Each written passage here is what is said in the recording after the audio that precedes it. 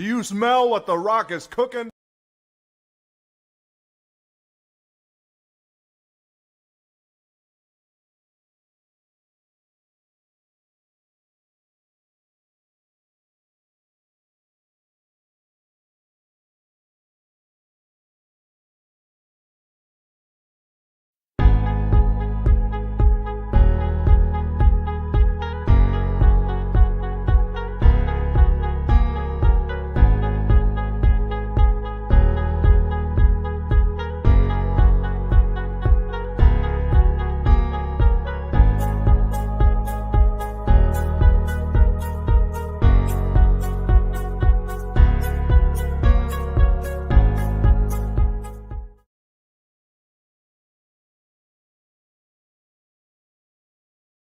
Listen, I'm easy to find.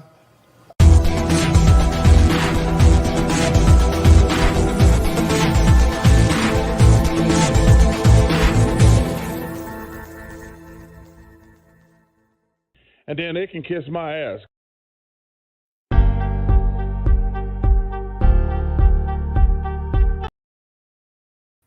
What's up, y'all? It's Nathan back with another video presentation. Hope you're all well. Hope you're all staying safe. Happy Friday. Friday's here. Tomorrow is the week. Thank God the weekend is here. I cannot believe that. This is episode 19 of Big Nate Sports Talk. Hope you're all doing well, like I said.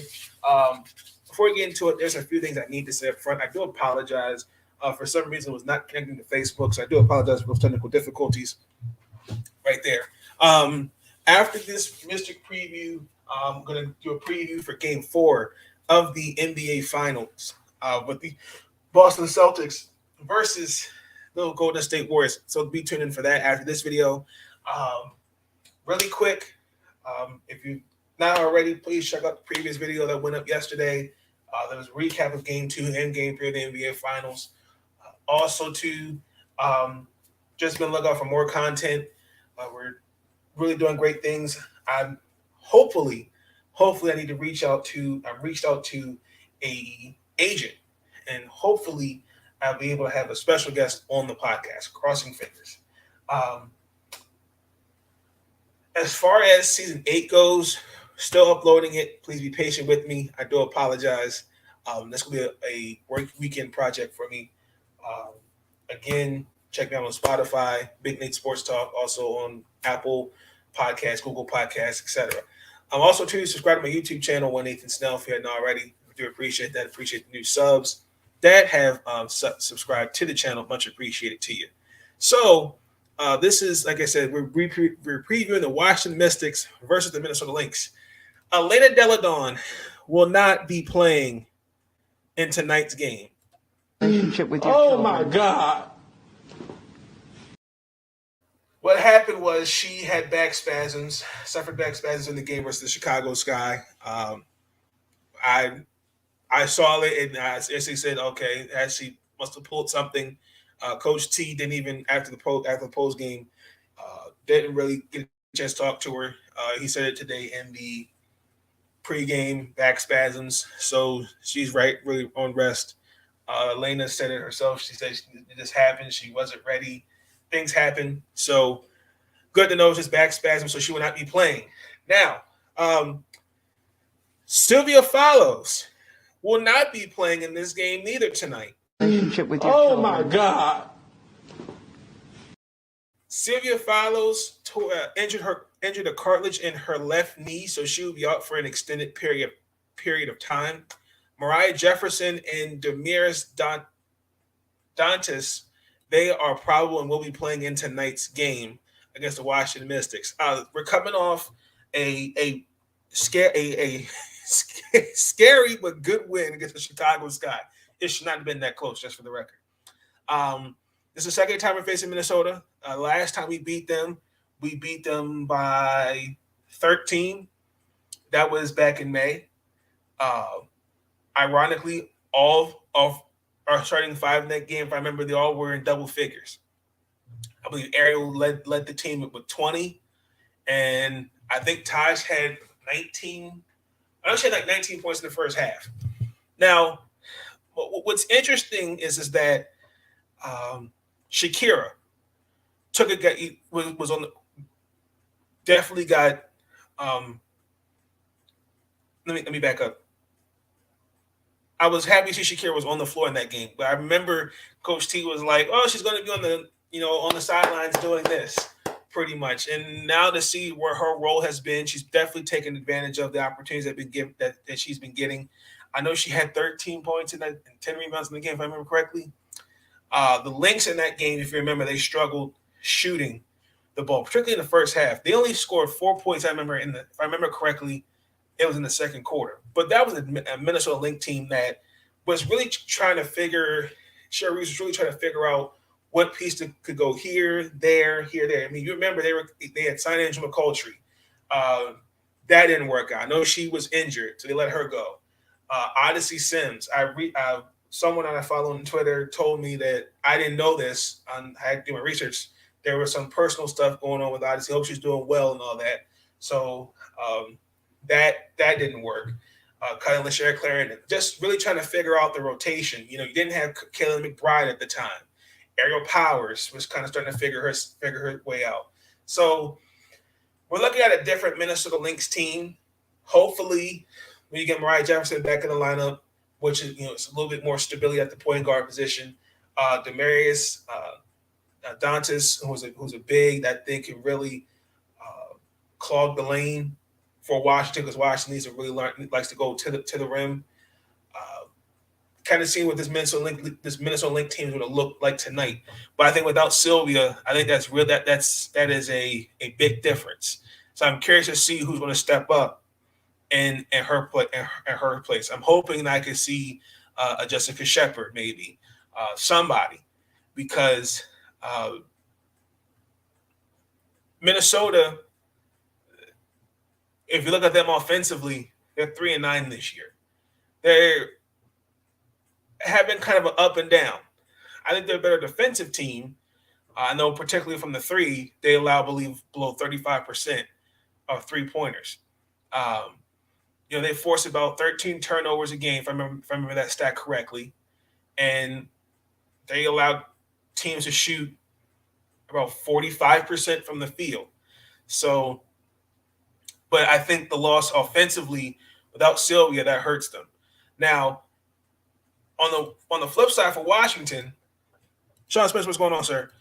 They're going to have to really figure out on the offensive side of the ball. I thought in the last game, Washington was very how can I describe it? They were very, very. The ball movement looked better. I would still like the turnover differential to come down just a bit. I still have some questions when it comes to when I'm not really understanding. We have the ball at the top of the key, and we try to penetrate the defense and then kick it back out. I don't really understand that. I'm also like to see more Natasha Cloud being more aggressive. I think when she's going to the lane and gets her teammates open, that's when I know she plays at her best.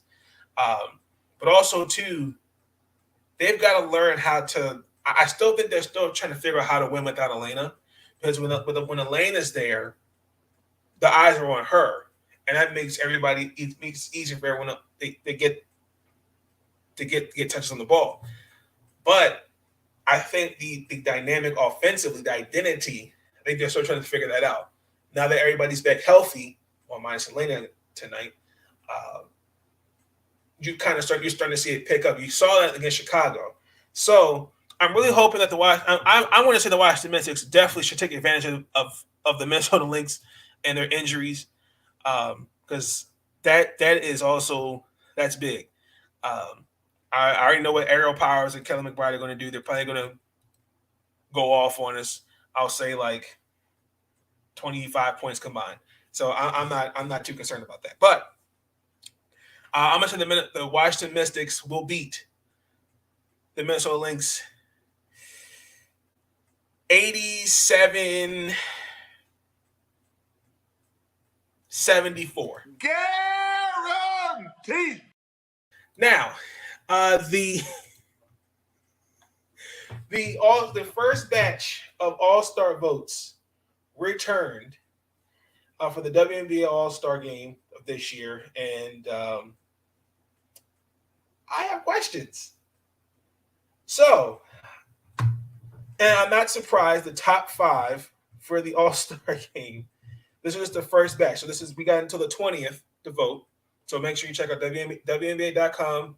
We're also WNBA All-Star on Twitter. Vote for your favorite player. You have until the 20th to vote for who you want to see in the All-Star game. So the first batch of early returns, I was not surprised to see Asia Wilson, Brianna Stewart, Candace Parker, Kelsey Plum, Alina Deladon, Sylvia Follows, Jackie Young, Nneka Ogwumike, Sue Bird, Jewel Lloyd in the top 10. I was not surprised. However, I do question that Alyssa Thomas only had 5,812 votes. And I'm also concerned about who else did I see on this list? Jonquel Jones.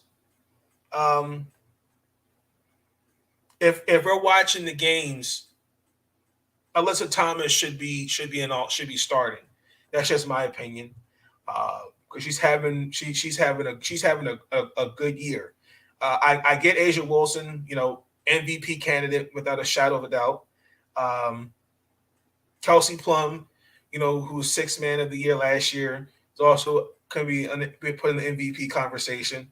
Alina Deladon, we know what she brings to the table. I'm not mad at that.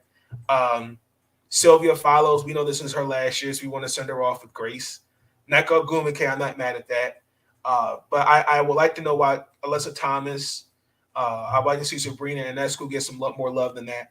But I'm not mad at this, but I would like to – this is just the first round of votes. But if we're watching the games, Alyssa Thomas should have more votes than what she has currently. And I'm not saying because she's in Maryland Turpin. But I'm just saying that if you're watching the games and you're seeing what she's doing on the floor, she's playing she's playing point. She's basically playing the point for Connecticut because you don't have Jasmine Thomas there. But I'm also looking at Ryan Howard. She has 8,516 votes. Dearica Hamby, 7,555 votes. Diana Taurasi, Skylar Diggins-Smith, right about the same, about 6. So I'm not mad at that. I'm not. But just to let you know how it works, all the votes are tallied. Players be ranked in positions, guard and front court within each 3 voting groups: fans, players, and media votes. So that's how it works. Let me know your thoughts. Personally, I do think that, in my opinion, I think it's fair. But I would like to see Alyssa Thomas definitely get more votes than what she's getting if you're watching the games. But that's just me. So I'll be back on for Game 3 preview of Game 4 preview of the NBA Finals tonight at 9:00.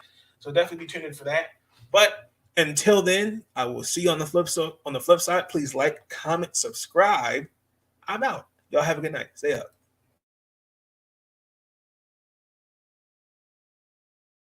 Listen, I'm easy to find. These videos are tremendous. Like, comment, and subscribe, and hammer that notification bell.